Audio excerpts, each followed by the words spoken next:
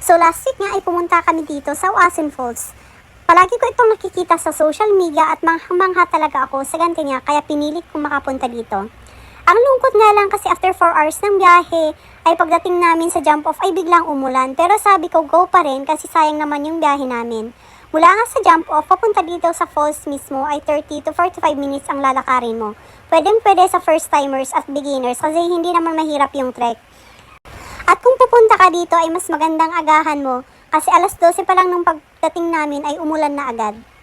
Ang kagandahan lang ng timing namin is wala na masyadong tao kasi usually mahaba yung pila para makapagpa-picture sa spot na yan. Talaga namang worth it yung biyahe namin ng 4 hours kasi napakaganda at napaka-majestic talaga ng lugar na ito. Bala ko nga bumalik dito sa ibang araw pero mas aagahan namin para hindi kami abutan ng ulan. Yun lang guys, ang masasabi ko, napaka worth it ng Uasin Falls. Super ganda at majestic.